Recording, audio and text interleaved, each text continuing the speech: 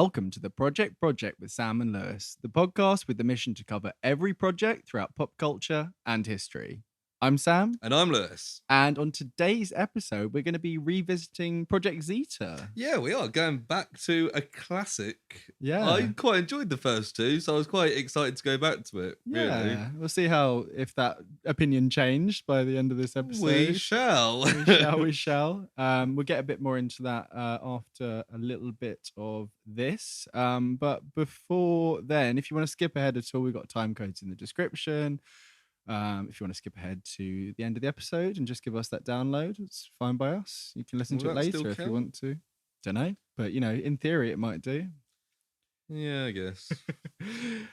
Before that, how are you, Lewis? Yeah, not bad. It's been a while since we've done this. You've been ill, so we had to have a little break. We had a little break, unfortunately. Yeah, had a bit of I don't know what it was. So kind of like a food poisoning type thing. It was pretty unpleasant, to be honest. But there's spare you the details. There's nothing you can do about these things. But we are back. It is funny in the COVID rife world. I managed to get something that wasn't COVID that stopped us from recording. Yeah. And you had COVID and it didn't stop us from recording. I had it over Christmas instead. And it was perfect for the pod and bad for real life. Yeah. But no, fine. Good. Played my last football game of the season on Sunday. Cool. And probably won't go back to it because I'm quite like having my weekends off. Yeah. No, I can imagine it must be nice. Yeah. Cool. We had Kane playing that game. Who's Did you? Yeah. Friend of the pod. Yeah. His official friend of the pod. Yeah.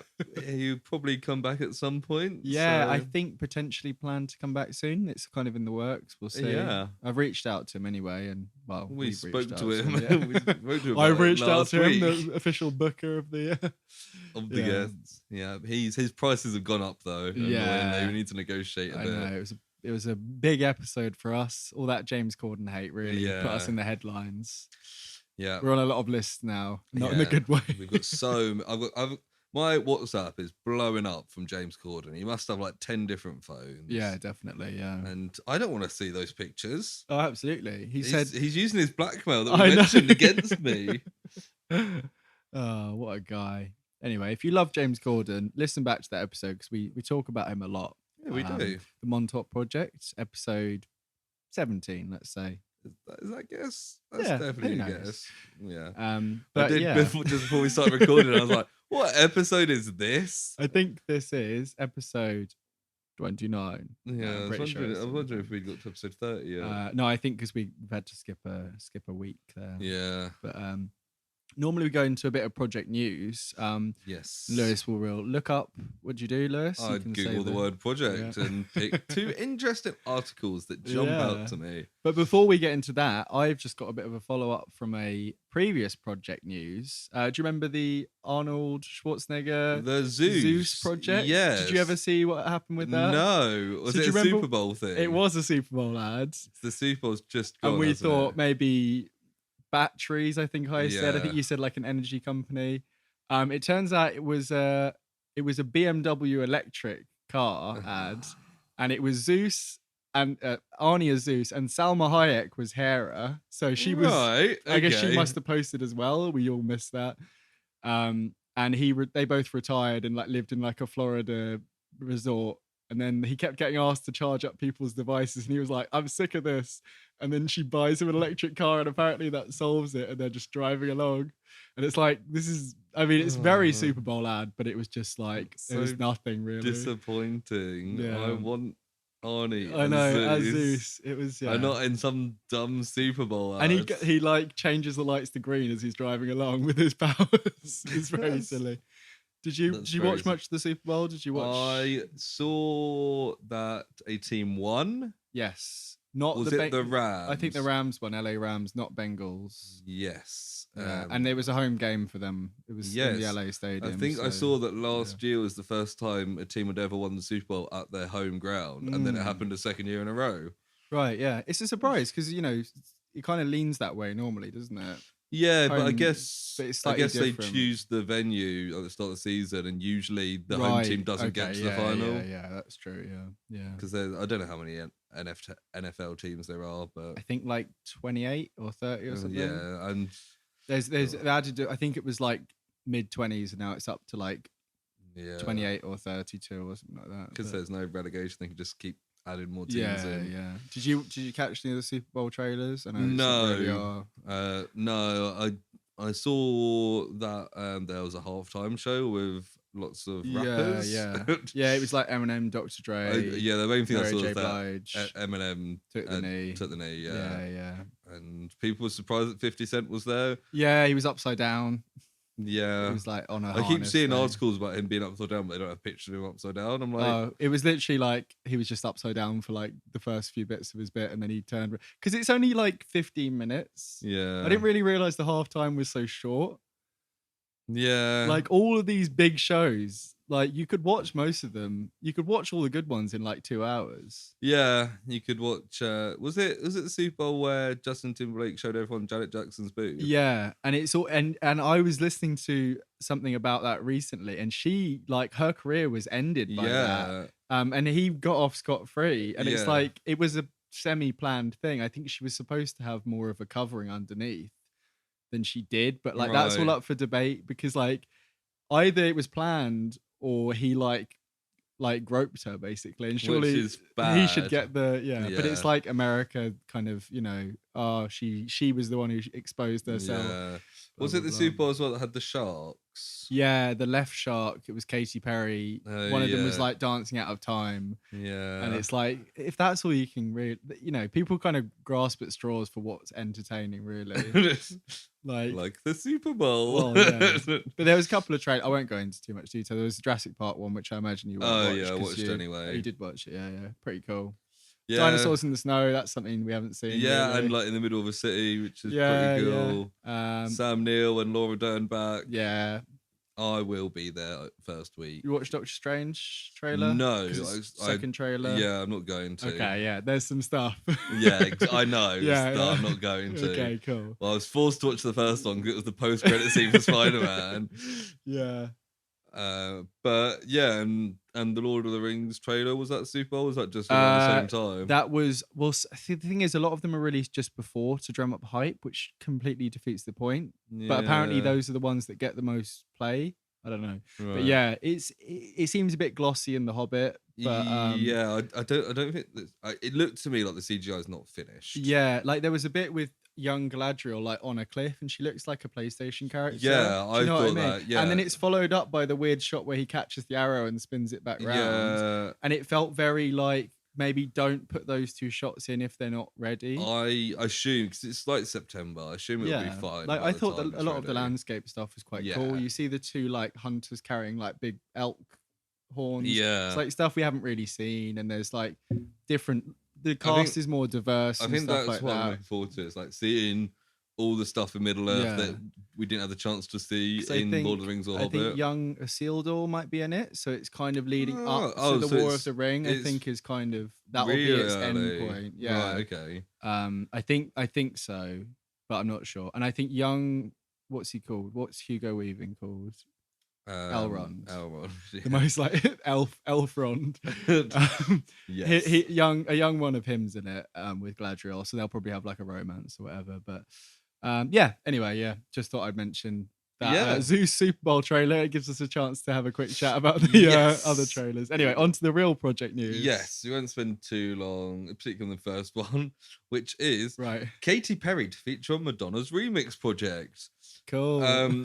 Yeah, so Madonna's like remixing a load of her famous songs for her next album. Right. And Katy Perry is going to be on a remix of Like a Virgin. Cool. Which, could be cool. It's an interesting idea. I mean, I like a Virgin. Dua Lipa's album that came out 2020 had a remix version of it out fairly recently, and Madonna was on that, so maybe she got a bit of an idea from that. Yeah, maybe. I mean, this is a greatest. Dua Lipa. Yeah, maybe she might be on it. I mean, if it's a greatest hits, that's a bit of a different idea. Yeah.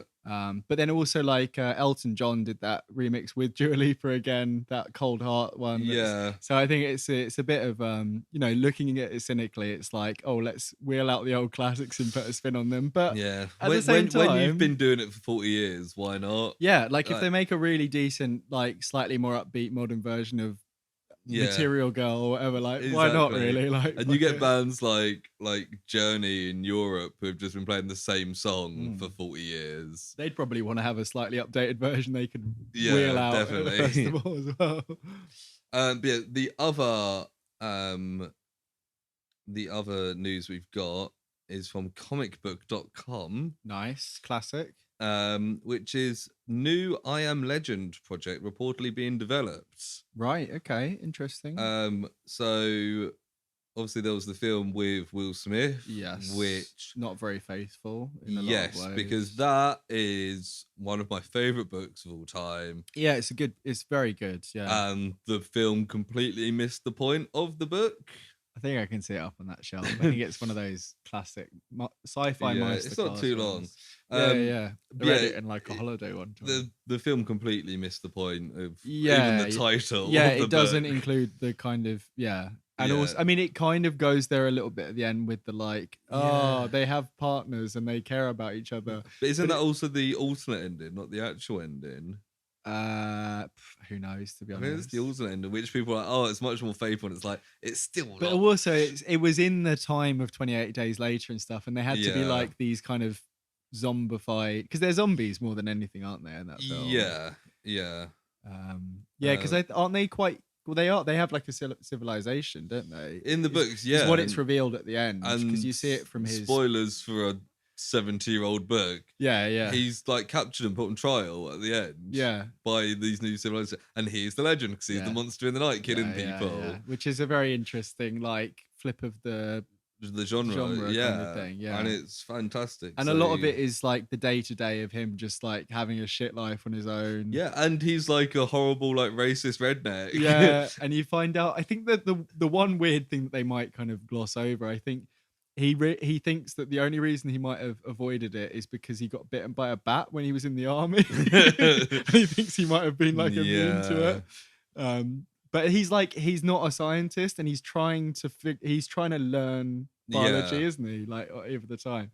Yeah, it's interesting. But yeah, so hopefully this go at it.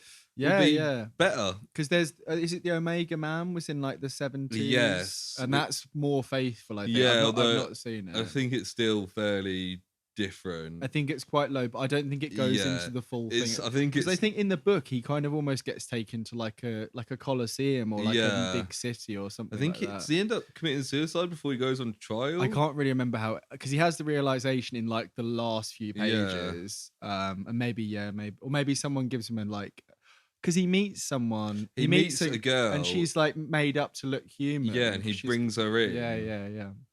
Yeah, and also the dog's in it for like 3 pages. They're like, you know what people like? Dogs. But it's still like really sad, because he finds a dog and it's like his first like connection with anything, but it's dying. I mean, in a post-COVID world, hopefully, fingers crossed. They can. I'm not saying make it COVID, but they can make it. They can play on that kind of stuff that we've all experienced, like a pandemic, so it is more relevant in a lot of ways. We have. But yeah, hopefully that will go somewhere. Cool. It's obviously early works at the moment, but yeah.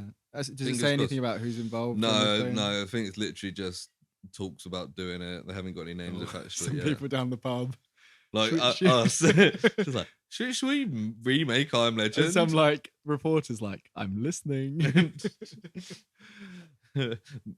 Host of the Project podcast set to remake I Am Legend. I mean, if we lived in like LA and just talked out in public, people would probably be like, "Who are these two English guys? They probably know what they're talking about. They still keep talking about their podcast all the time." Maybe we should move to LA. It's like, we could get Leo for it, or maybe go younger and like Tom Holland. What do you think? I'm thinking Holland. Yeah. But it would have to change it a bit, because he's in the book. He's a bit more gruff and older. Yeah, it'd be interesting. I really like Liam Neeson for the role. Oh, that's actually It's pretty actually good. quite good, isn't That's it? actually pretty good. Oh, I know why I'm thinking of Liam Neeson. Anyway, I watched a film with him recently. I just plucked like the first name I could think. I was thinking like Samuel L. Jackson. I was gonna say Michael Caine. That'll be Maybe an a bit interesting old. take. It's like hobbling. You know what? Old Man who's the last survivor of an apocalypse is quite a good. Has that been done? Yeah, probably. Anyway. Maybe we should make it. If not, we'll ask We call Michael it Caine. Old Man Apocalypse. Michael Caine might be too old at this I point. I am old. I was gonna say. I am old. I think Michael Caine's retired from acting anyway. I'm pretty sure he said based on his 5 minutes in Tenet, I think so. Yeah, he was supposed to have a really concise script, but he just went on a whole thing. And then there's the Russians, but the Russians weren't really Russians. They were Finnish. All right, Michael, we're trying to edit round it. You can go home now. Oh, I do love Michael Caine. Yeah. Anyway, so on to the main topic. Yeah, so we watched episodes 3 and 4 of the Zeta Project. Yes. Episodes Remote Control and A Change of Heart. Yeah, so we covered it. We covered the first 2 episodes earlier, a few episodes before ago. Christmas. Before Christmas. If you want to know a bit more about the project itself, have a listen to those. Main thing you just need to know is actually, you know what? I'll quickly do the Google summary Yeah, and might then as go well into what's do it. happened so far. Yeah. So the Google is just a robot rebels against its creators, refusing to kill and goes on the run. Yeah, and it's a spin-off from Batman Beyond, which was the Batman of the Future Warner Brothers cartoon. Basically what happened in the first 2 episodes, he's like on the run. He meets this like homeless girl called Ro. He's being hunted by the NSA. Yeah. And he wants to find his creator so that he can prove that he can turn good. Yeah. He finds Dr. Arroyo. Yeah. Who then is You're doing this from memory. I quickly looked at the plot last night. Who then is convinced by the NSA to trap him, but then Zeta saves Arroyo. Yeah. And Arroyo ends the episode by telling him to go find Dr. Selig. Yeah, and he has a picture that's like the hologram of all the people who worked on this it's set in like a futuristic society. Yeah, it's kind of cyberpunk, but like it's like a kid-friendly... It's almost like the retro futurism. Yeah, it really is from Blue Earth SOS we talked about recently. But maybe a bit less on the retro stuff. Yeah, it look to me it's like a future like Los Angeles kind of thing. Like it's all very bright and kind of deserty. I don't know if they're supposed to be on the West Coast, but it feels like that kind of thing. Yeah, definitely. But anyway, the first episode was Remote Control. So it starts with they're going to go visit this Selig. They know he's doing like a talk at some exhibition or something. Yeah, there's some sort of science expo at like I don't really know what it's supposed to be. It's like an institute of science or something like that. Yeah. And they go in and they're on a tour with this. Well, not on a tour, but they're being shown in by the security guards. Yeah, and there's a bit where like he's got like a disguise as a human. He can do like a holographic. He's like this 17-year-old kid. Yeah. And his bit where he's like, oh, maybe I should make myself to look like Selig so we can get in. And Rose like, maybe if you've done that at the start. But he changes while the security guard's looking the other way. Yeah, and I was thinking like, why doesn't he constantly change? Why does he keep turning back to the same 17-year-old? This happens in the second episode so much. Well, in this one, he gets recognized. Yeah. And they search up his face, and he's on a database wanted. Yeah. Why does he not... Or change your hair color every episode? Yeah. You can have the same face. He can look completely different in every episode. It's for us. And it's also so she's got like a hunky boy to like... Because, I don't know if it's going to be a romance thing. Probably not. Because it's a bit weird because he's a robot and... Yeah. Anyway. But yeah, they go to visit this guy called Tanner. Yeah, Dr. Tanner, I think. He's having problems with all the tech. Like the blinds going up and down, the lights are coming on and off, and he's like, oh, this is so annoying. It's happening like all over the place. Yeah. And then like this little kid is dragged into the room. We never get any explanation for this kid.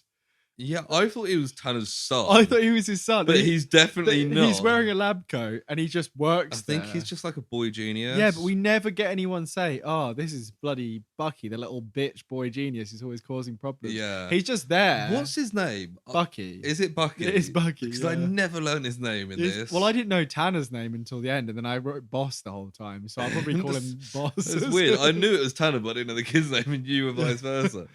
And he's got this invention, hasn't he? He's got a remote control. Yeah, well, at one point he calls it a universal remote, and then it's an inductance controller, and then it's the ultimate remote. Yeah, but the episode's called Remote Control, so yeah, he's basically invented this remote control. My next note is: does the kid work there? Yeah, he's got his remote control that can just like control any tech, basically. Yeah. And you have to download the schematics, yeah, which apparently are really easy to find for everything, and then you can just control it. Him and Tanner like have an argument, and then Zeta, for some reason, copies what the kid says in the kid's voice, and they both look at him like, "What the fuck?" The kid says something, and then Tanner's like, "What did you say?" And then Zeta like parrots it back, and they're both like, "What the fuck?" And it's this, and the next episode, he's constantly doing stuff. Right. He's supposed to be an infiltration unit. I was going to say he's so bad at infiltrating. I was going to say I couldn't remember if it was the case in the first 2 episodes as well. But no, Zeta's so dumb. It's much worse. Such a fucking moron in these 2 episodes, because to the point where it was starting to piss me off. I talked about it last episode. I watched the Batman Beyond episode that he came from. Yeah, and he's like kind of like menacing, and he's like. He slips up with like names and like he's not very good with like pronouns and stuff because he's not human. Yeah. He's also a transphobe as well, but he's but he goes undetected and kidnaps people and stuff. But in this, he's just useless. And in the second episode, he just starts sticking his giant arms out. Yeah, we'll get to that because that I was just like, are you kidding me? And everyone's always looking the other way until it's convenient. But anyway, Tanner tells Zeta and Ro that Selig left years ago. He doesn't work there anymore. Yes, yeah. So he wasn't doing a talk. He was that was his last known location. Yes. And the kid wants to talk about his invention, and Tanner's like, I don't give a fuck about your invention. Yeah, stop bothering me. Go back to work, whatever. Yes.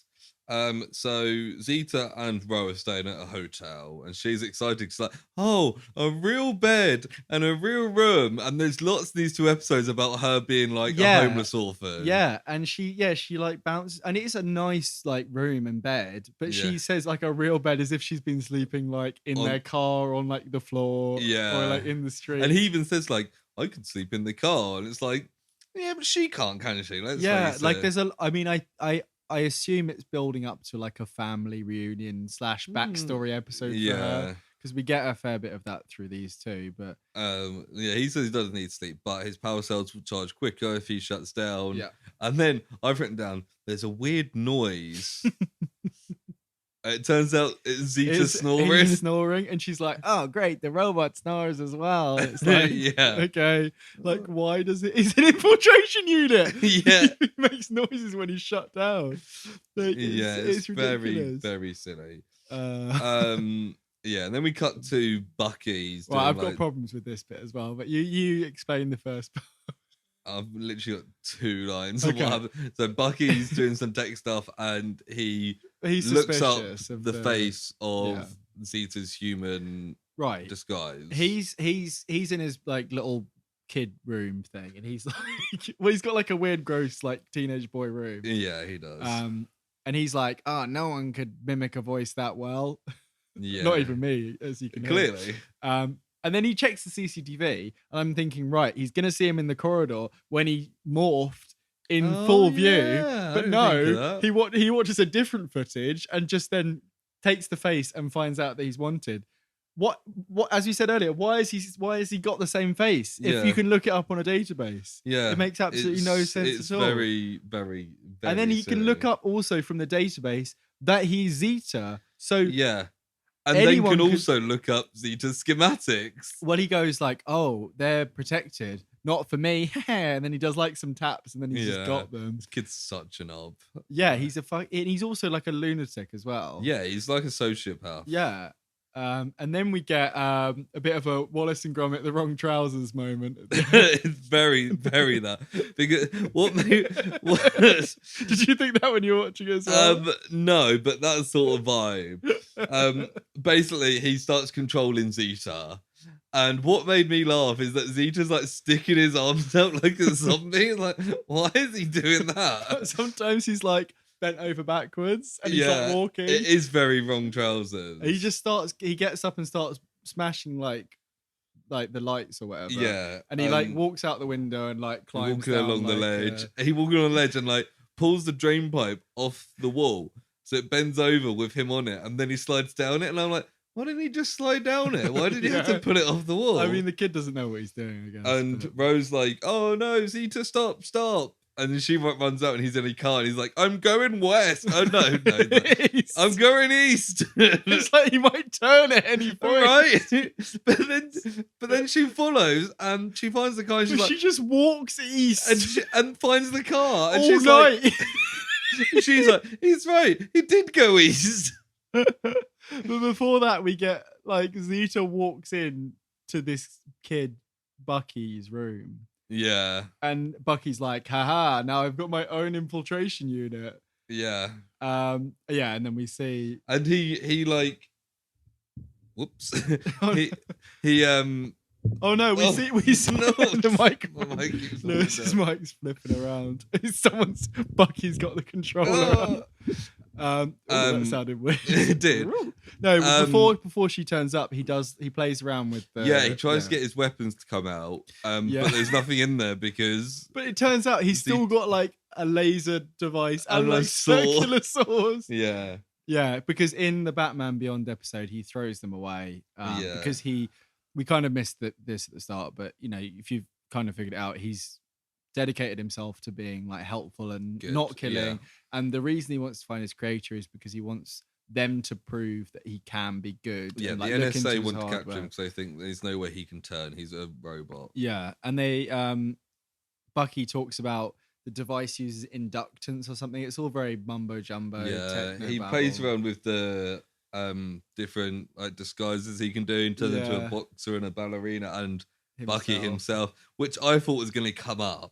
It doesn't. Oh yeah, it never comes up. No, it just shows how he can. In fact, he never uses. Oh no, he does. He does. He does. But also, I couldn't help but think that if he was like a teenage boy, he would have like made him into like a hot woman or something. I feel like they could have, like, not in a gross. I mean, in real life, probably a gross way, but they could have been like, woo woo.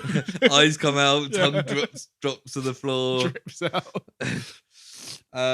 Yeah, and then then Ro turns up and finds them, and she spots the car, and there's a Zeta-shaped hole in the fence. This is when I had to look up her name because I was like, I don't think he said her name. It's Ro. Ro. I definitely didn't know that because I looked up the plot on Wikipedia with the first two episodes before I started. Yeah, is there a Zeta-shaped hole in the fence? Yeah, and it's like, also, like, you always see that kind of stuff. That's and, like, not how it works. It's not how it works at all. It's also a cartoon, isn't it? Yeah, but...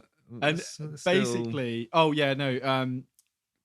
I was going to call him Tex. I don't know why Tex. Tex? Who the fuck is Tex? Bucky wants to mess with his boss. He's like, I don't know why my boss is being such a prick, but I want to mess with the awards because turns out there's some science awards the next day.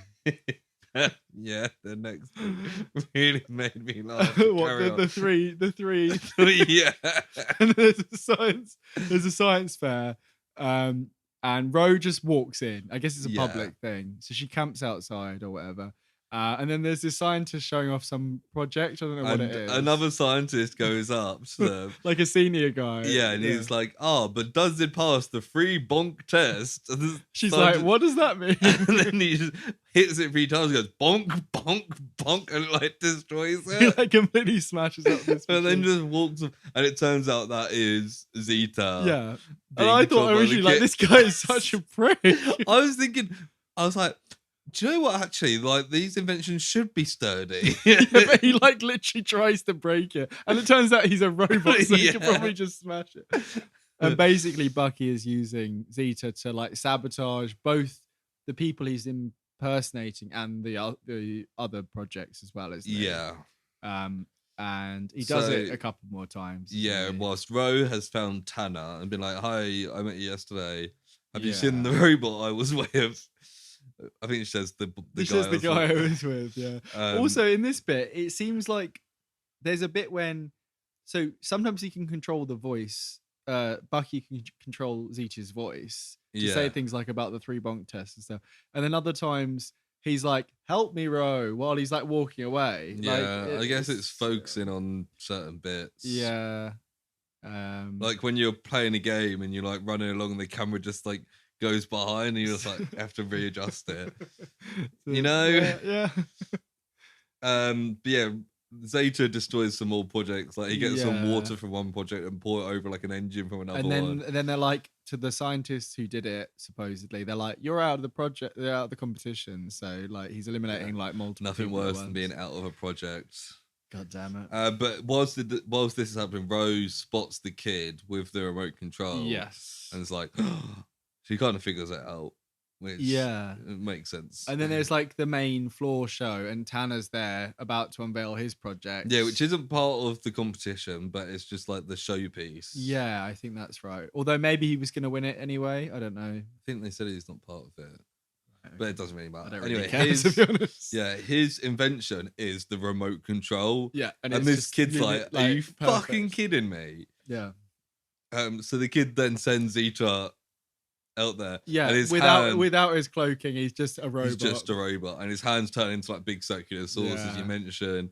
And it's like, fuck, he's literally going to like kill him. And then you kind of get like a Terminator kind of vibe where Ro like gets Tanner out the way, and they're just like running down corridors. Yeah. There's a lot of running around, and like Zeta's being followed with the kid behind with a controller, and yeah. nobody else really seems to care. At this point. I mean, else... a robot walking along, everyone's like, "Oh, a robot! Is this part of the thing or whatever?" Yeah, and it's like, well, obviously not. And Tanner tries to use the remote control to help himself, but it turns out he doesn't know how it works. Yeah, she's like, "How does it work?" And he's like, you put the schematics in," which turns out is exactly how it works, but he says it in such an unconvincing way that she realizes. And Ro and Tanner like lock themselves in a room. Yeah, no, they split up.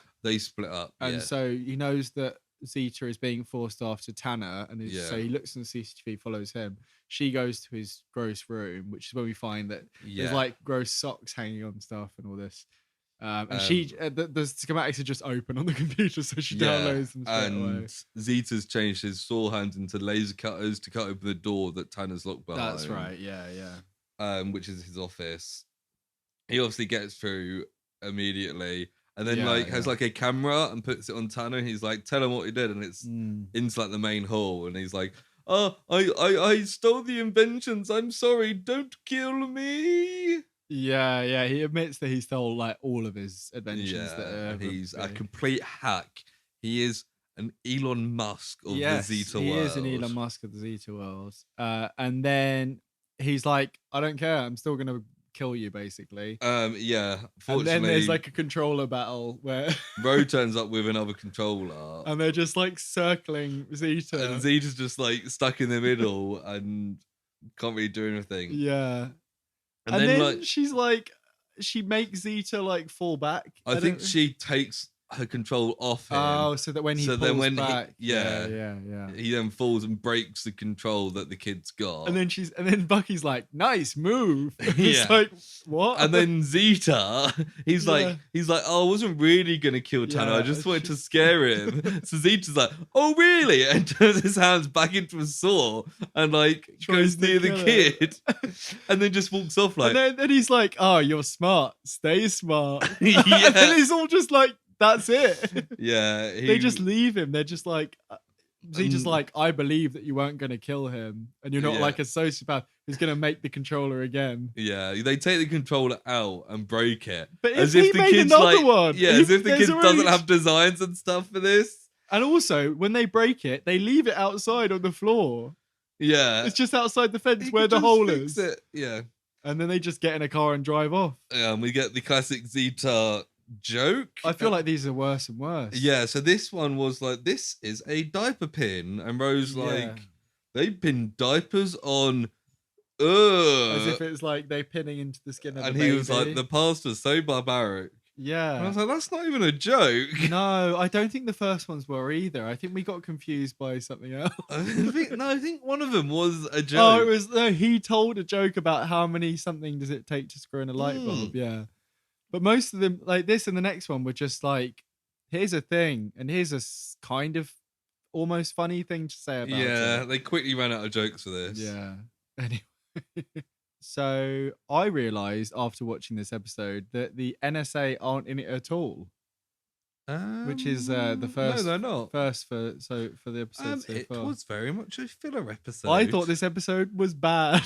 Yes. And we can talk about it more overall at the end, but I thought this was a bad episode. And I watched it last night and I was like, I don't want to watch another episode of this. So I'll watch the next one the day after. Joe highlighted how pointless that last episode was. When I then watched episode 4, the copy I watched had a recap at the start. And it was really long and didn't show a second of episode 3. And it was like... I was like, oh, a recap. That's interesting. And also, actually, it's quite helpful to see this stuff. And it's loads from episode 1, loads from episode 2, and absolutely not a second from episode 3. Yeah. And I was like, yeah, that makes sense. Yeah. I mean, we're going to get this. But I didn't like that episode. I thought it was boring. Yeah. I mean, stuff with kids being like snotty is always a bit annoying, isn't it? Yeah. I guess it's supposed to be like a moral thing for a kid. Like, don't be a prick, basically. Kids, don't be pricks, even if you are smart. I remember what we did last time. Do we want to rate? I think we rated them at the end. Both of them at the end. I think we rated them. Let's rate them per episode, shall we? Yeah, I think that makes more sense. I'm going to give this a 4. I was going to say 4. I was going to say 3, but I think that's a bit unfair because it was still like fine. So I still like the characters of Zeta and Ro. Yes. But although if we're going to go through it, we can't give them better ratings just because it's part of this series. No, we're trying to we keep need to judge the individual episodes. Yeah. I think 4 all round is fair. Yeah, it was. I checked the time several times. It's only 18 minutes. Well, I was watching it about 11:30 midnight last night, and I was like, I don't want to watch another 20 minutes. It's like the dumb stuff, like we mentioned, of him like being an idiot, and and it happens in this next episode. But the next one kind of is more interesting, is better written. It's still a bit like, you know what? Like I'll talk about it more at the end. But like, I know you didn't like Project Blue Earth SOS, but after watching 2 episodes of this, I was like, I kind of miss watching that, to be honest. Blue Earth SOS was far more exciting. Yes, and at the time you were very critical of it, and I we only watched 1 episode of that. Or 2? Yeah, we just watched 1 because there's 6 episodes, but this felt longer to me. These 2 episodes. Yeah, so this was 40 minutes, and that was about 45, so it's about the same actually. Right. Okay. Yeah, like. I think because it's very kiddie. It's very kiddie, which I'm not really. I haven't watched anything like this for a while. You know, I've seen like kids cartoons, but ones that are made also for adults to watch. Things like Adventure Time. Like modern ones are a bit more. They've got a bit of bite to them. This is very toothless and it's very like Cartoon Network-y. Yeah, but Cartoon Network now is very like Adventure Cartoon Time. Network of us growing up, sort of thing. Yeah. I didn't like this episode. No. But on to episode 4, which maybe we'll have a change of heart about. This episode's called A Change of Heart. It's called A Change of Heart. And I accidentally started watching an episode, a version which had the name in French, which was... both episodes I watched had the... Oh, okay, which was Robot's Heart instead was the name. Yeah, and the first one... which has not the same context at all. No, and... It was Cœur de Robo, which means Robot's Heart, I'm pretty sure. The first one, Remote Control, had a completely different thing as well. Like, it wasn't Remote Control in French at all. And I was like, okay... but yeah, so I had the big recap of Robot Heart. So it's just called Robot Heart. Yeah, which I'm not really sure why.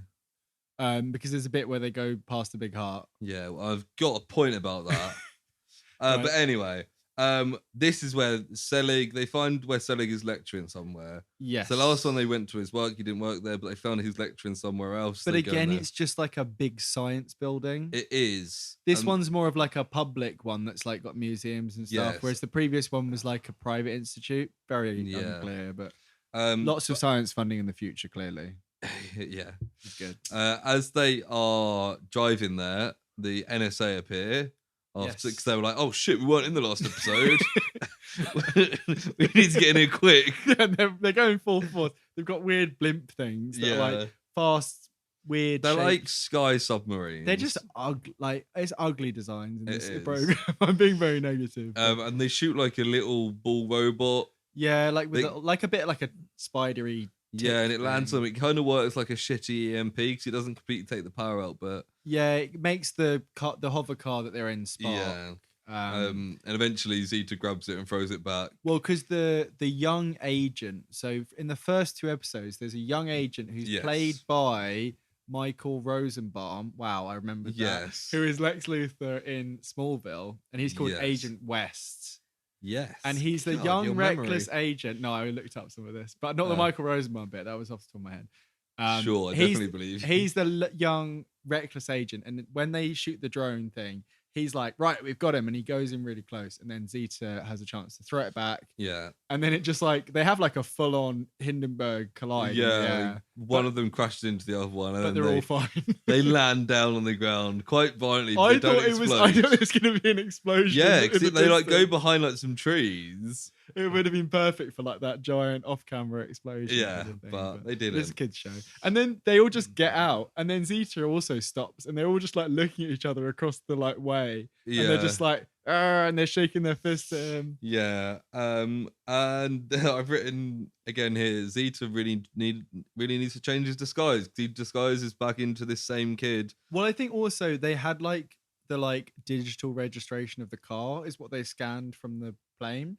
Yeah. And then Ro's like, oh, should we fix the car? And he's like, no, they've got the idea of it now. And it's like, so you picked up on that, but not the fact that you look like the same fucking guy 4 episodes in a row. Yeah. Like, I know there's reasons, but it's hard not it's to gonna like, get annoying. I've just written a comment here. I can't remember the context. Just saying, Ro abandoned by parents? Question mark. Yeah. I don't know. I haven't got it right here. Oh, I've got in my next bit, Ro has parental issues. Yeah, but I think she was abandoned by her parents. Oh, they go to the place, and she's like, Selig might not want to see you. And he's like, he's just completely mystified. He's like, he created me. Why would he not want to? And she looks really like hurt. And she's like, sometimes the people who create you don't want to see you. And he's just like, okay. And just walks off. Oh, yeah. Great infiltration unit. And I was like, it's touched on last episode. Like, I assume this is going somewhere. Yeah. Because we saw she was like in with a bit of a dodgy gang that was exploiting her in the first episode. Like, they were trying to get her to rob a bank. They weren't doing anything like particularly exploitative. Yeah, they run this like tour of robots. It's like previous early robots, and the tour guy's like, here are the robots. One day they'll live among us.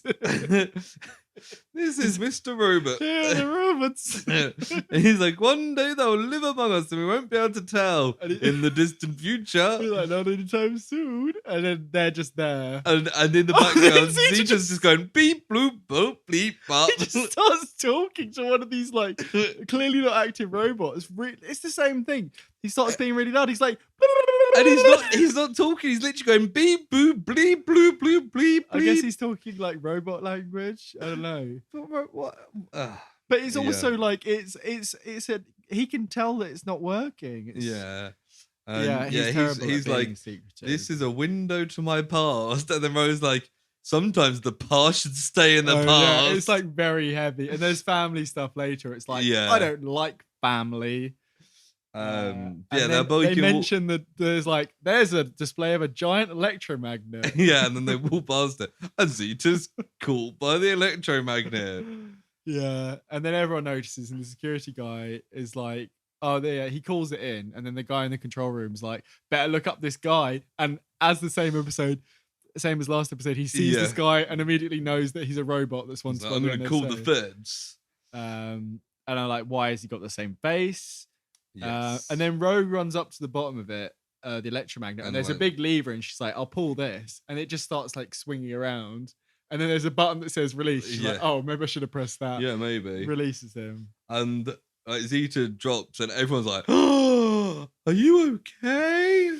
And he's like, "Yeah, I'm fine," and just like walks off. And there's like footprints, like where footholes he's where he landed.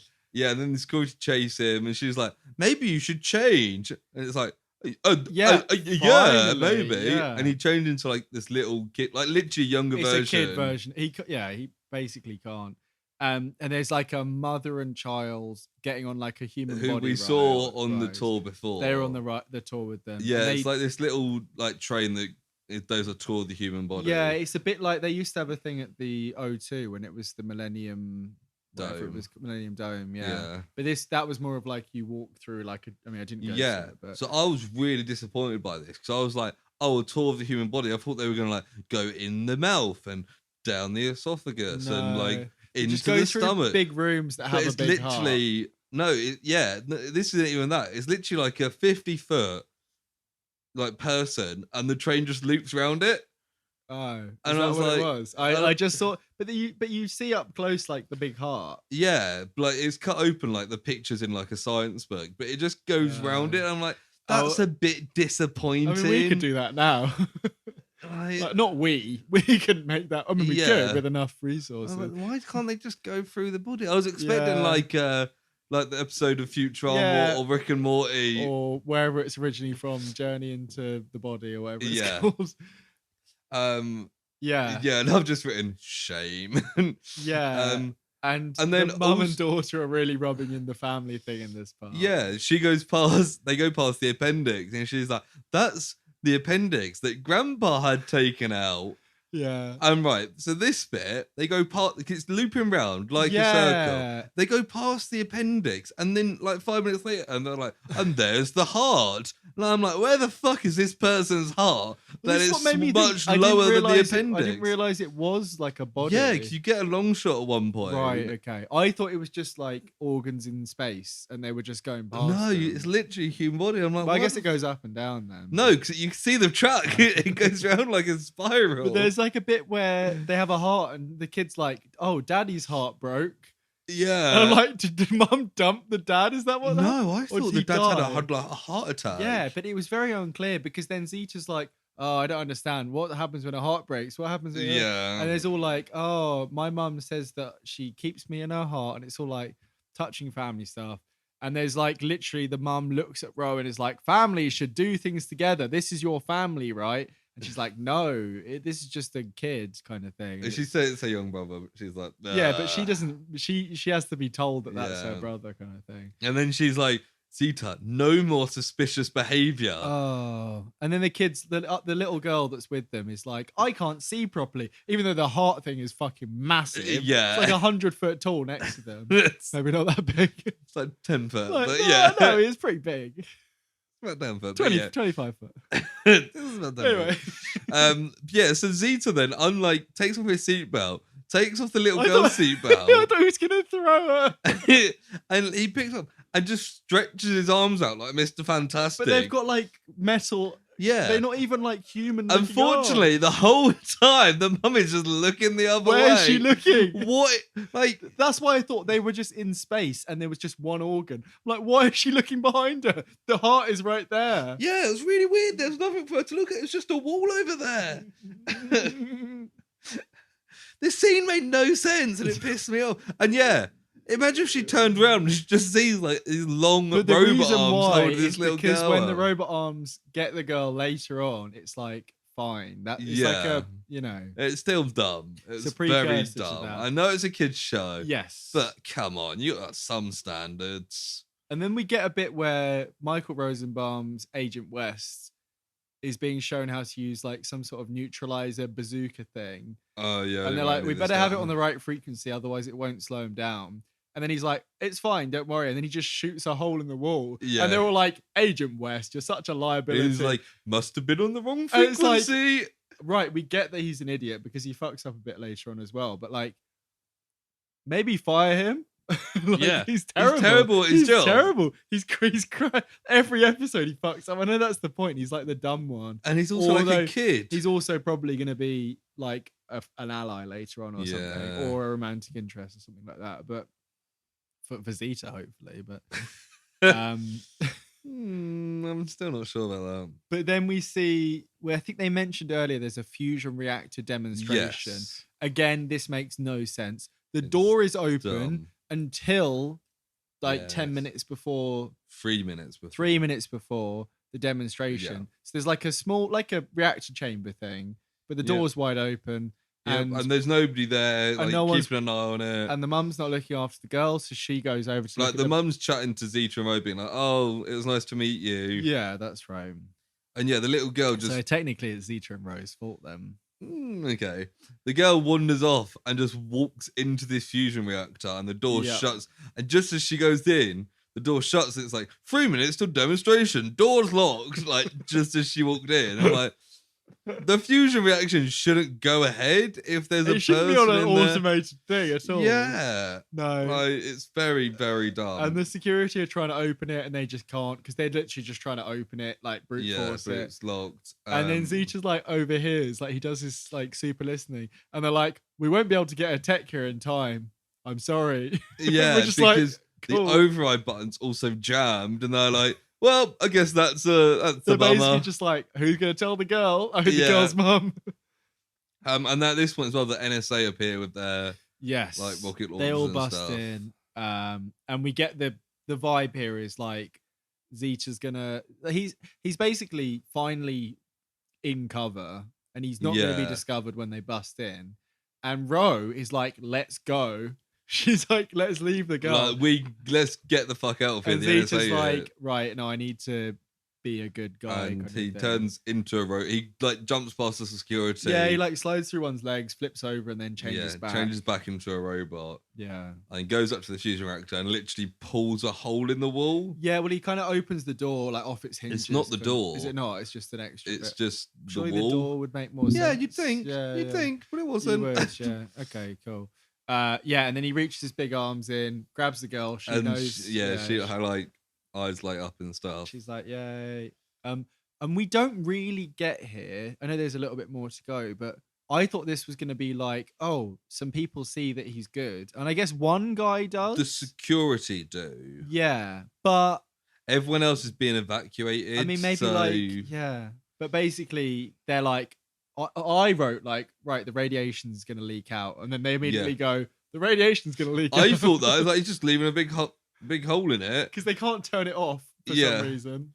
But yeah, he gives the girl back to the mother and she's very happy. And then he's like, tells the security guard, like, get everyone out of here. This is going to blow. Yeah. Whilst he's like pushed his hole back and he's got like a blowtorch in his arm and he's like, covering it back It's up. like his laser cutter thing from the last one, but the opposite of a laser cutter. Yeah. Blowtorch. A blowtorch, yeah. Or a welding kind of thing, yeah. And like everyone's evacuating. And as he's doing that as well, he turns and sees Selig. Yes, because there's like a crowd all over, kind of half watching, half escaping. Yeah. And he sees him in the crowd. He almost pauses for a second. And it's that kind of born wipe thing where the crowd go over him and then he's gone. Yeah, it makes me think of Spider-Man 3 with it Harry Osborn sitting in the restaurant. What's that? Just after the cake. No, it's pie. Pie. No, it's not just pie. No, it's like It's good pie. Pie. Because yeah, he does that.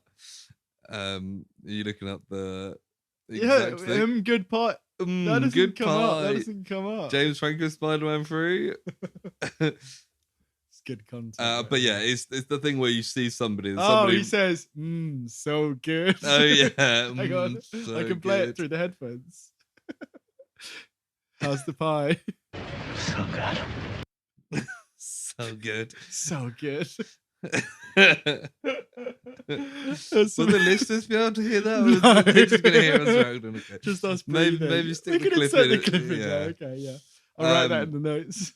But yes, security grabs Ro, and then the NSA are like closing in on Zeta, but the security know what Zeta's done, so they turn on the electromagnet, which then grabs the NSA guys because they've got these rocket launcher stuff, and it So like lifts them up. Rose like, do something, and it seems like they're not helping, doesn't But it? the security guard's actually, actually like, Yeah. no, I've seen what he's done. He's a good guy. I'm going to help him. Yeah, because at one point there's loads of security, and then it seems like there's just the one. So I think guess the rest one of them stayed are around. getting the rest out. Yeah, they're doing the job. Yeah, and then Agent West is again Yeah. really stupid. He's like, "Don't worry, I get him," and like unstraps the metal thing, and then realizes he's like 50 foot in the air, and then he starts falling, and the other one has to grab him, and he's they're like, just "Whoopsie!" He's literally terrible, and I know this is going to carry on. I'm kind of here for it because this is the kind of shit I like. Not a stupid fucking kid. This Michael Rosenbaum, Lex Luthor motherfucker, like doing stupid shit, constantly fucking up. Like that's funny. That's some good shit. Yeah, and then they get chased by some people. Yeah, and the Agent Bennett is like chasing Zeta, and Zeta's like a robot, right? Which if you didn't realize is a robot. And he's like zipping up floors, and Bennett's like somehow still with him. So yeah, this he reaches out with his long arms and grabs like because we've seen the long arms now with the 3rd floor. Yeah, and as he's going up, Bennett turns, sees a door to the stairs, and runs to the stairs. Yeah, right.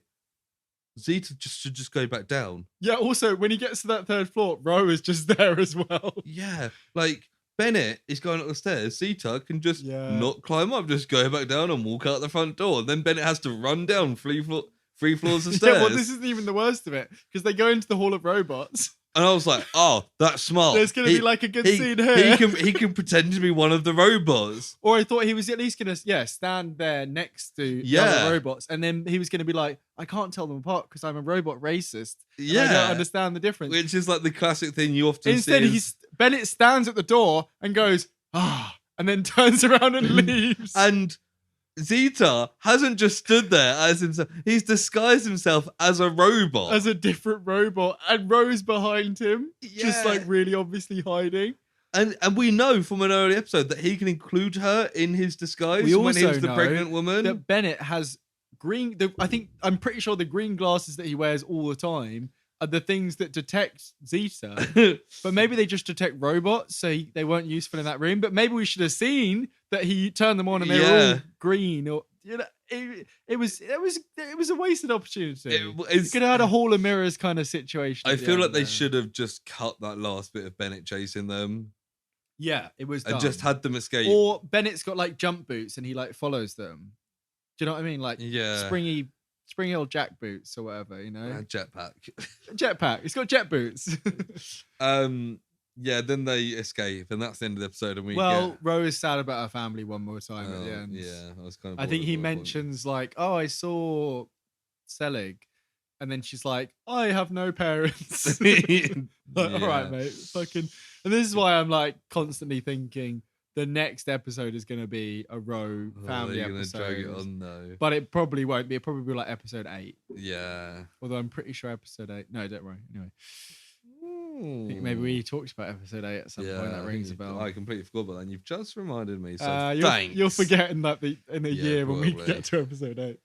We might come back to this next week.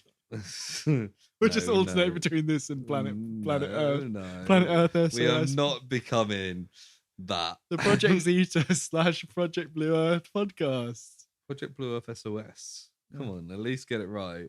It's not like I've been calling this Project NIM for the last 2 months. Got me that. Yeah, we got one more joke. It's not a joke, but it's an oil can, and he's like, "This is from the 21st." She's like, "This is from the 21st century," and he's like, "Actually, it's from the early 20th century." And then, but she says, "Oh, get it because you're a Tin Man." I'm like, how does she know what the Wizard of Oz is, but she doesn't know what any of these items are? Yeah, like. There's no consistency in this children's cartoon. No, and the jokes are getting worse and worse. By the end of it, it's going to be like, "This is a hammer." Yeah. Credits. It said that there was a Norse god that had one of these. Like, yeah, but we've probably seen a hammer in one of these episodes. Anyway, this episode, not trivia, but this episode is the second highest Zeta Project episode on IMDb at 8.3. Really? So, not to put a damper on it, but this is almost the best that it gets. Episode 1 and 2 were better. Yeah, I thought so as well. Episode 2 was they're both quite good. They're both pretty good. Spaceys. Yeah, the Spaceys, like Dr. Arroyo.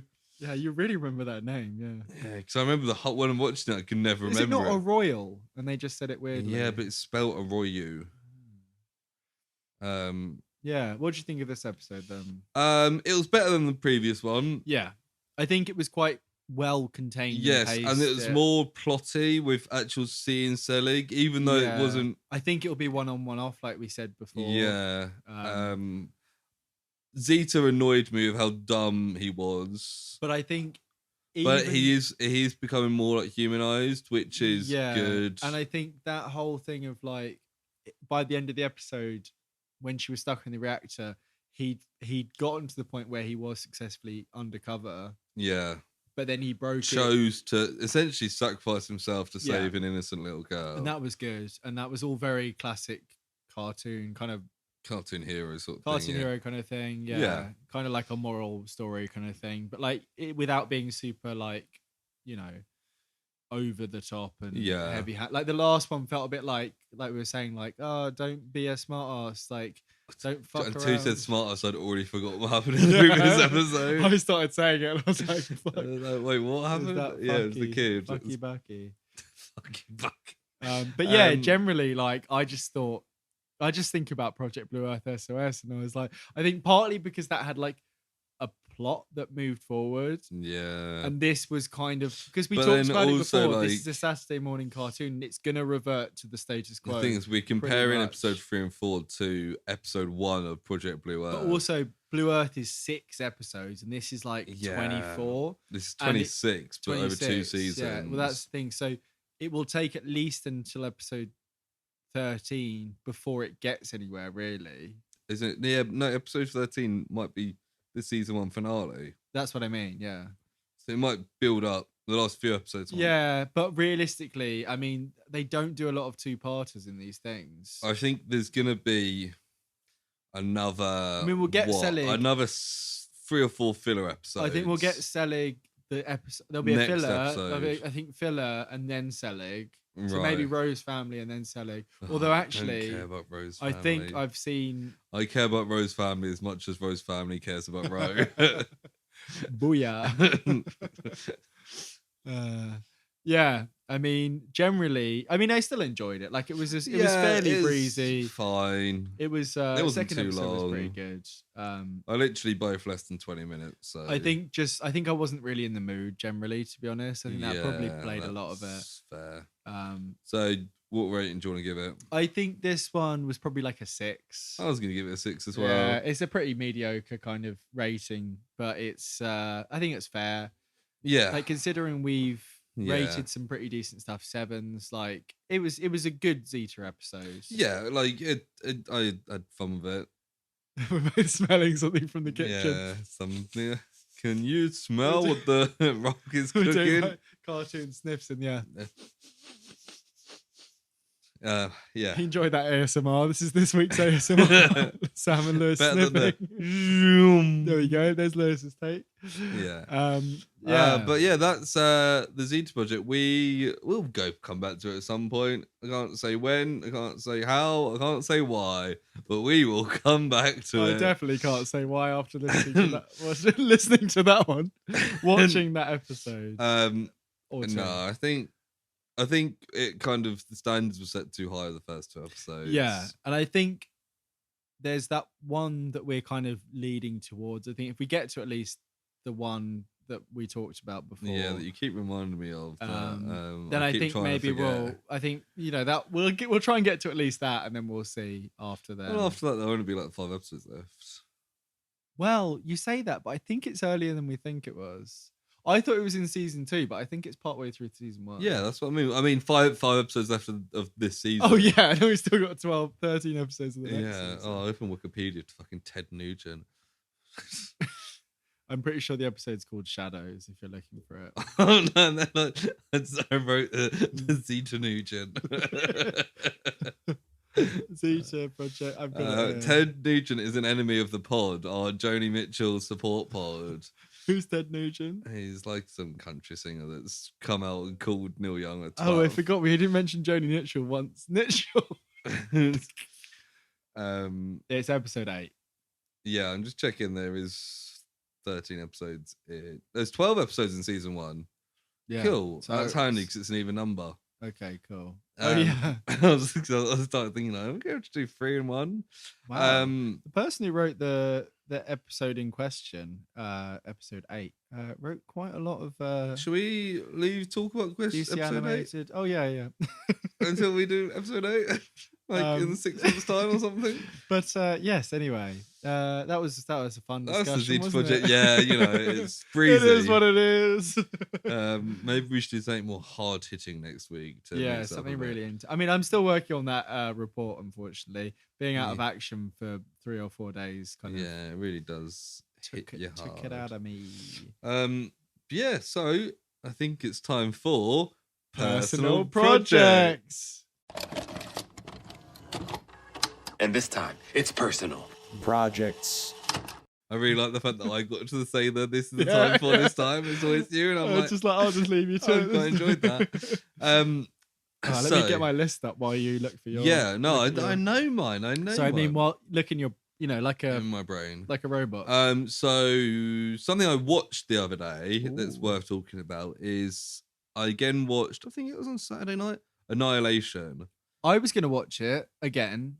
It's brilliant. I've read the book fairly recently. Yeah. Yeah, good. Really, really good. We were talking about books earlier. That's definitely one worth checking out. I kind of forgot how like genuinely creepy it is because I was like, Annihilation. Yeah, it's on with Shimmer and Natalie Portman and Oscar Isaac. I mean, it's creepy throughout, and then kind of gets really trippy and weird. Yeah, and I watched it like late on like Saturday night, and I was like, oh, for God's sake, I shouldn't have watched this before bed. Yeah, I mean, like all the voice bit, the bear is obviously, but then also the bit all the end with bit. like the clone, like a weird double when like it crushes Natalie Portman against the door, and it's just like, oh, this is horrible. Yeah, it's really like uncomfortable and yeah. See, the thing that I'm interested to find out, because I got halfway through, so I bought the trilogy of the books. Yeah, 3 books. The film's just the first book. Yeah, and I got partway through the second one, and I'm meaning to pick it up again. I've got like, it's next to the bed. It's got a bookmark in it, but I started a couple other books that I got over Christmas. Yeah. The second book is from the perspective of the new director of the company. The new Jennifer Jason Leigh. Is it Jennifer Jason Leigh? Yeah. Who takes over, and you're from his perspective, and you're learning about it, and it's after the events, right? And you see, so Natalie Portman's character is in like, or the version of her, whatever it may be, is in the facility afterwards being interviewed and stuff. You're seeing that from his perspective, so they've kind of taken bits of the sequel book.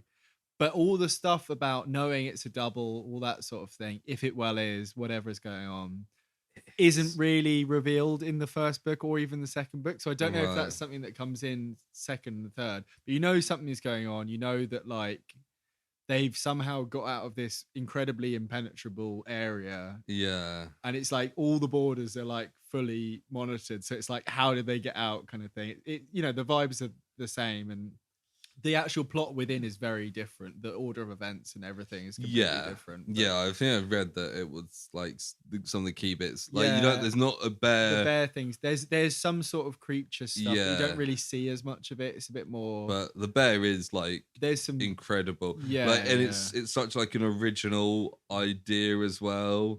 Like I know it's kind of an adaptation of a similar thing from the book. Yeah, kind of. Yeah, it's. The voice thing's not really as at play as much. But like that is horrific. But that works much better for a film. Yeah. Because the voice thing you can't really get across. You can hear it off screen. Yeah.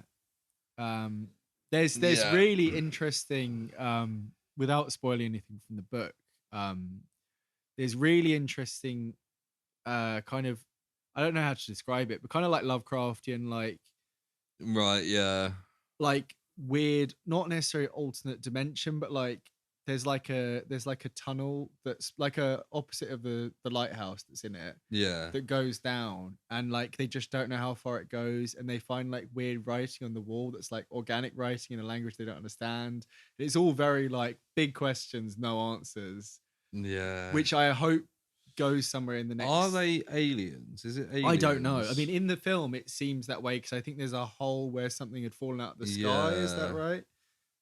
But I have no idea because they talk about it in the book as if it's either something that was there before us or if it's something that's like maybe come from another universe or something. But yeah, I mean, I've got the it's a short book. You probably can't see it from what you're saying, but it's a short book. You're very welcome. I know you've literally just bought a book. You told me, but you're very welcome to borrow it at some point. It's worth. I've also read a thing as well. It might just be the film and not the book about how the crew that go in, Natalie Portman's one. Yeah. They make a point that Jennifer Jason, these characters, got cancer and is potentially dying.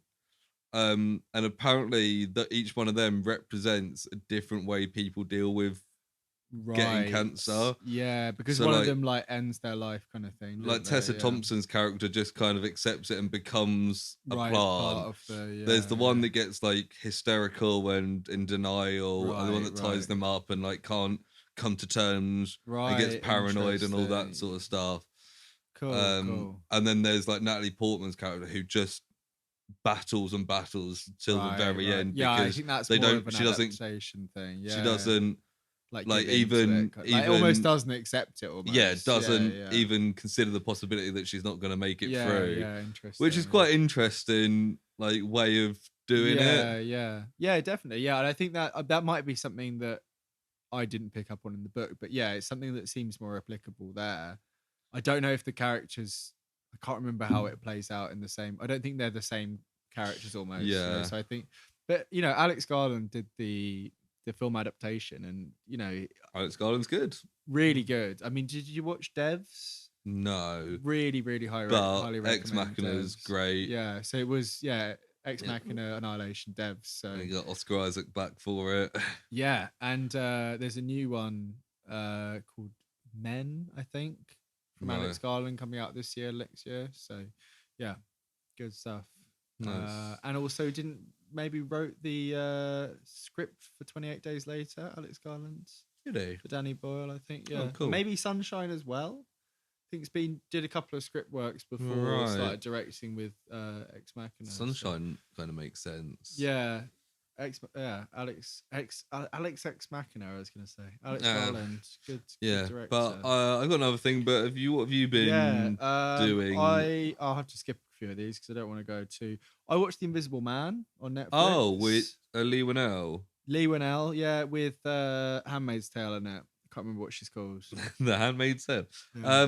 I've heard it's very good. I enjoyed it. There's some... It's quite brutal. Like, not... I mean, it's quite violent, but there's some like kind of quite shocking stuff that kind of comes out of nowhere in like a good way. It's very kind of abuse allegory, domestic violence. I mean, the character literally escapes from a terrible situation at the start. Right. But it's very that kind of thing. So I imagine some people might find it quite uncomfortable, but I think it deals with it. It's not in a kind of exploitative way. It's just one of those things that makes you quite uncomfortable. And the cinematography is very clever. There'll be like panning shots of a room, like an empty room, and then it will just stop, and there'll be like a very obvious space where someone would stand if you were planning a shot, and then it will just move back to where the visible character is sitting, and it just gives that really clear impression that someone's in the room without having to do any special effects at all. And there's some very clever stuff with that. And I guess it's quite an interesting character you can have a lot of fun with really how you shoot it. And they do some stuff later on. I won't spoil anything. Where does he do the whole like bandages around his face? No, thing? There's some partially visible stuff later once the kind of what's going on is revealed. But for the majority, you don't see a character at all. It's not a predator shimmer. We were talking about the cloaking technology in the last in the Planet Earth. Blue Earth thing, but there's none of that. So it's literally they're either there or they're not there kind of thing, which is really refreshing and kind of that's quite cool. Yeah, it's well done. And it does a lot of kind of like gaslighting stuff where she's very visibly unhinged, but we're on her side, but everyone's like, what the fuck are you talking about? Like your dead boyfriend isn't here, he's dead kind of thing. And it's just it's really good. It's 2 hours, so it's it's breezy-ish. Yeah, I'd really recommend it. Yeah, I've been meaning to watch it at some But point. also really spooky if you have that's to the then go to thing. bed or spend the night in your flat on your own kind of thing. I need to watch it on like a midday on a Saturday. So you've got like the Sunday to recover. And maybe if I'm going out on the Saturday and not thinking about it, yeah. like curtains open, maybe pause it halfway through to have a break. But And it starts getting quite intense. Yeah, I need certain circumstances. So as well as watching, I finally got my PS4 set up. Right. So I've spoken to this before. You had some I issues, don't know if I didn't you? mentioned it in the pod, but my PS4 that I bought kept overheating, broke down just around the time that I got the second Spider-Man game for my birthday last year. Oh, yeah. Played 2 minutes of it, shut down.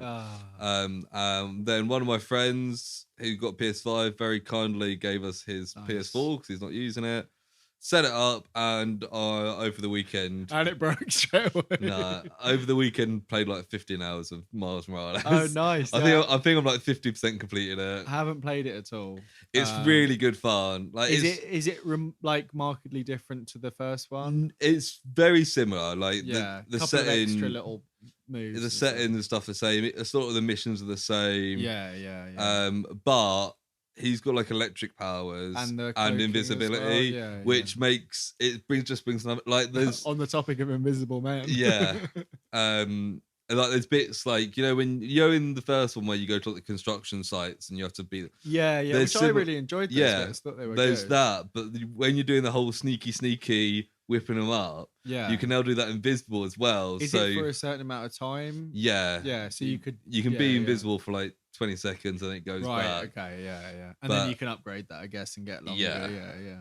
But it's good fun. Like the plot is interesting enough. Is it a bit? I think it's a bit of a shorter game. Is it? I think so. Obviously, I haven't finished it. I'm anticipating the first one, they keep talking about like, oh, the big guy won't be happy with this. And there is like the head of Roxxon who's bad. Yeah, but I don't know much about that. I'm not too. I'm not looking up spoilers. I reckon there's going to be some major Spider-Man villain. Yeah, I know. I do know. I do know something which I won't. If you haven't mentioned it yet, so I won't tell you. But Rhino plays a part in it. Yeah, I think very early on. So and Peter. Both, fight Rhino, and that's when he discovers his electric power. And then isn't Peter's like, I'm going on holiday. Yeah, pretty much. Is it around Christmas? Is it? Yeah, cool. So it's kind of a different set as well because it's the exact same map, but now it's like snowy. Yeah, it's almost like Hawkeye, End of No Way Home. Yeah, kind of. AKA a Christmas New York. Yeah. What was I going to say? There's fun bits with the Prowler. That's what I was going to say. I was going to say maybe Prowler's because Prowler is kind of his uncle. His uncle, yeah. But it's kind of touched on pretty early on, like So like he finds that his dad because his dad died in the first game. Right, he had a file on the Prowler, so it kind of teases it. Yeah, and then he goes to help his uncle who's like working on the subway.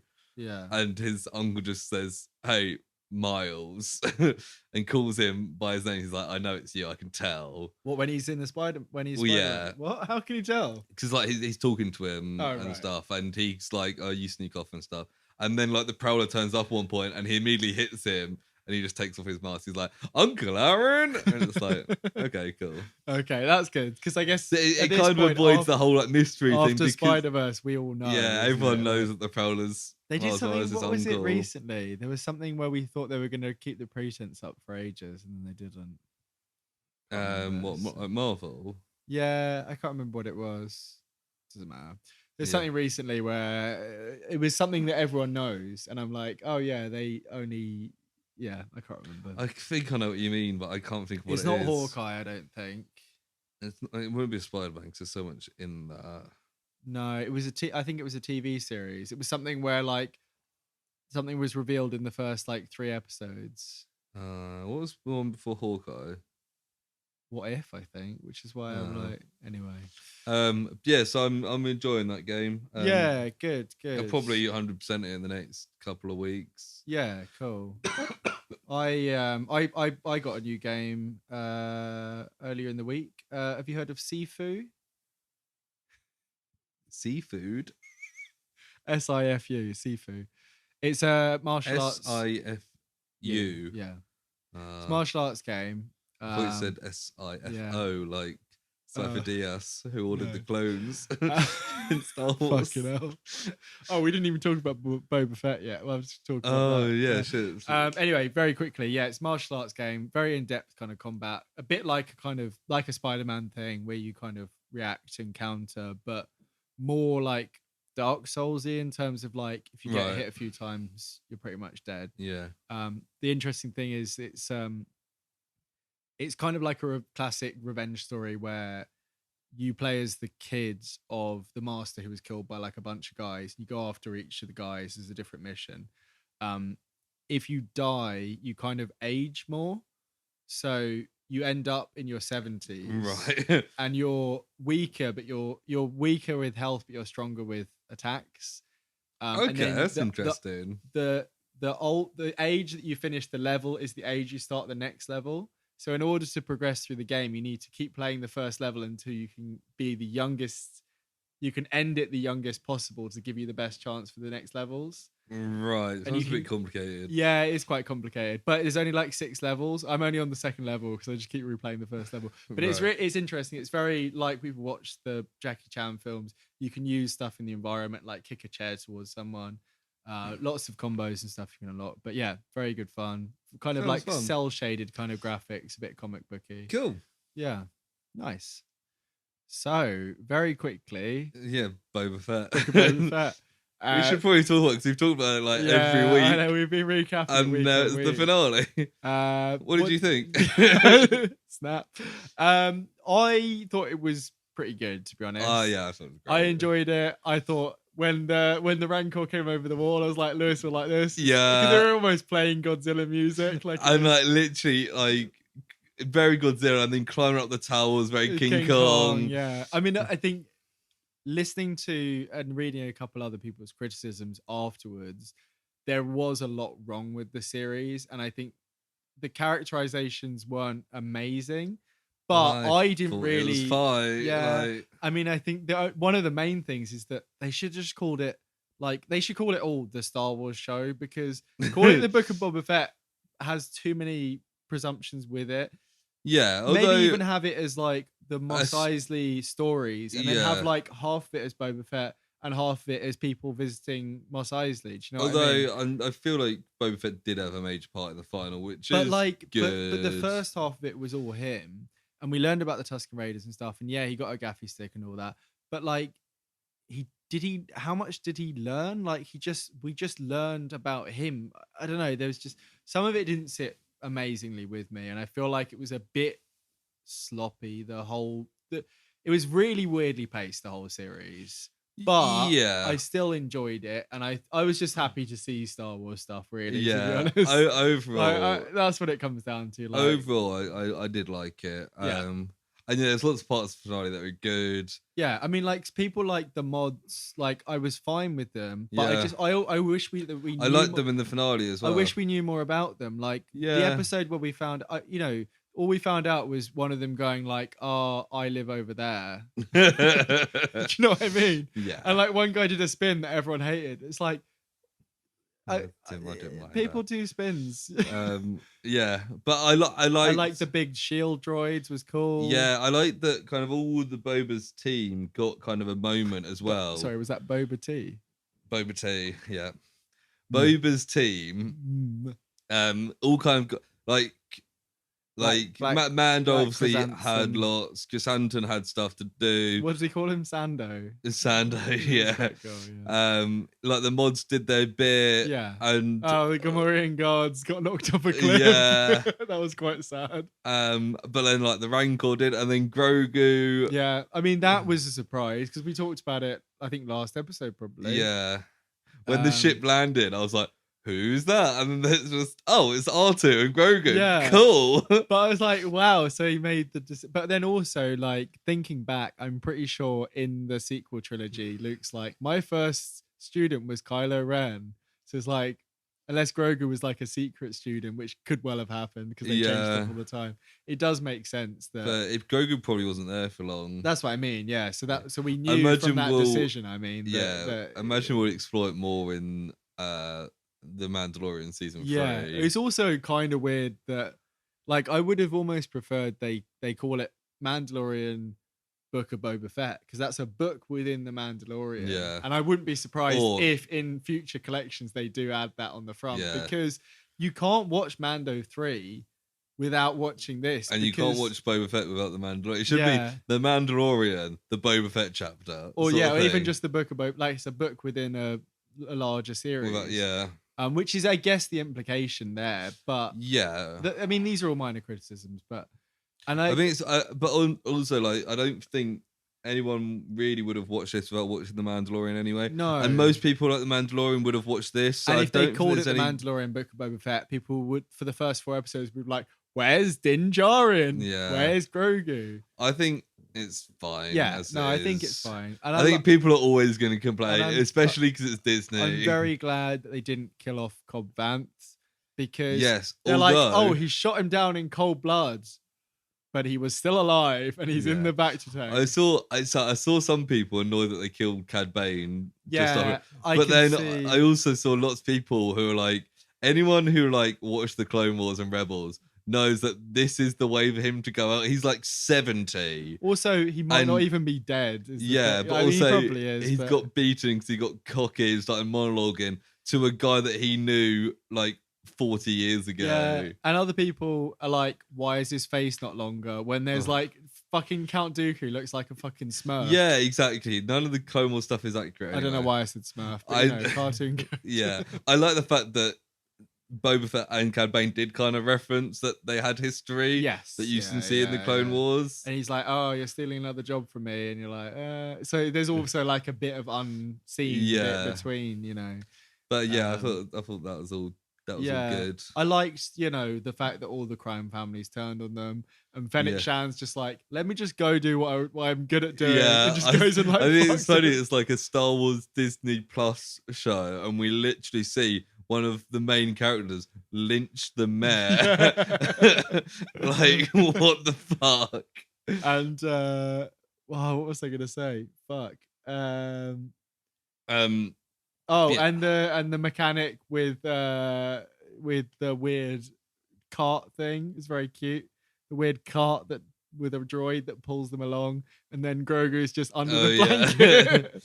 And they yeah. just have like this really quick reunion, which is good. It wasn't like a Yeah. big over, because we had that from a distance in the previous episode. Yeah. We didn't need that. It was like, again. this isn't the time. It's great to see you, but this isn't the Yeah. time. So the post-credit scene, Yeah, I was yeah. like, oh, cool, Thundercat's back. Right, yeah. So I'm like, yeah.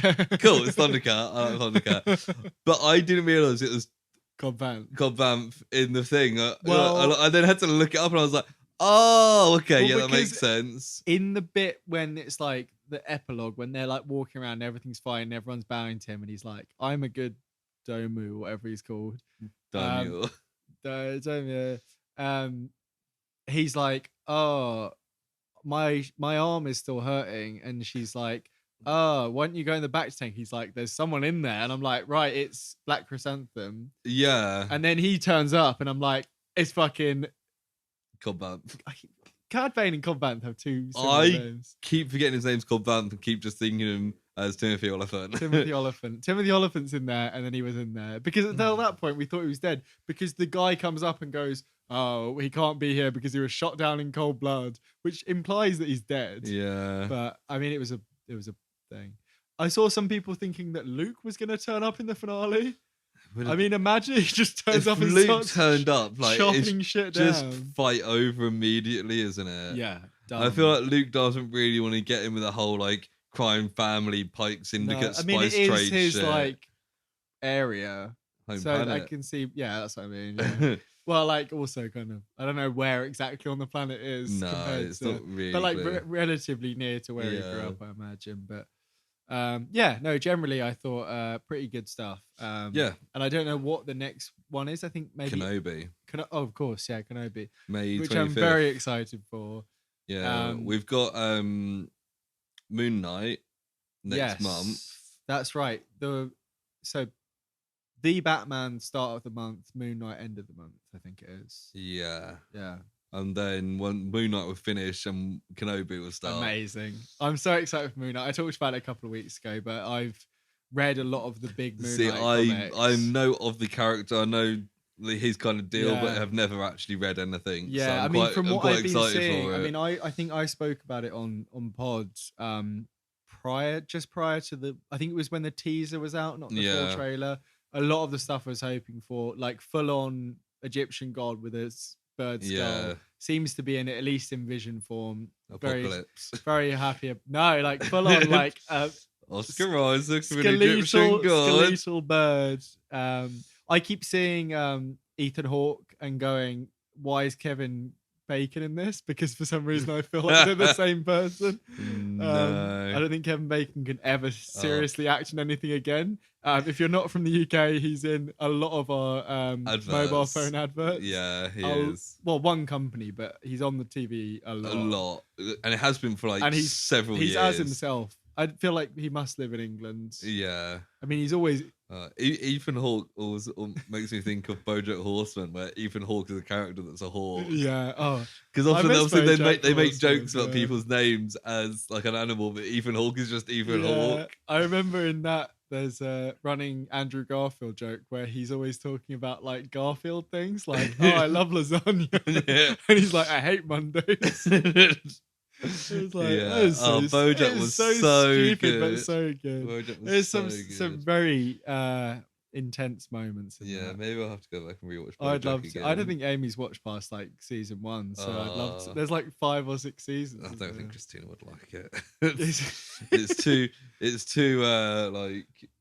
You have to think about it too much.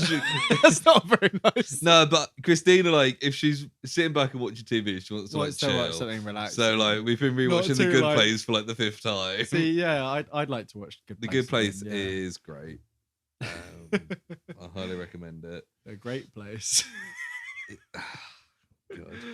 Anyway, did you make the same joke before we recorded when I mentioned No. Someone said, "Is that someone? Me or Amy said, like, oh, is it good? Is it or not?" This is a different joke. Okay, but yeah, thank you for listening to this very great episode.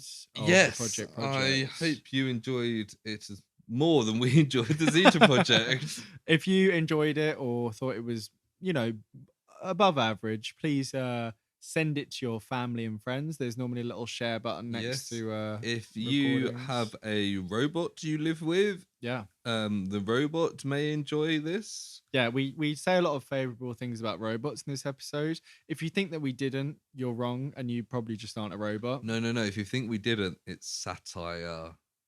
Yes. And if you're anti-robot, that's because we think. actually believe that.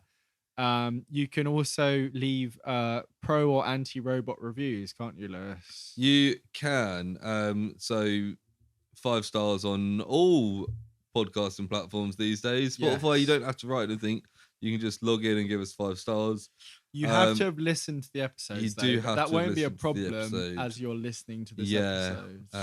But yeah, it literally takes 2 seconds. Yeah. So it's quite easy. And you can tell us what you think, or you can tell us directly without having to review by getting in contact with us. You can indeed. You can send us an email at theprojectprojectpod@gmail.com. Or if you'd like to find us on social media, we've got a link tree in the episode description, or you can search the Project Project on all social medias / platforms.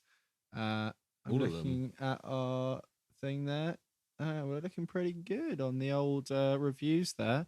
Won't reveal our current score there, but if you want to have a look, you can go on and add your own review there. Yes, give us 5 stars. Perfect.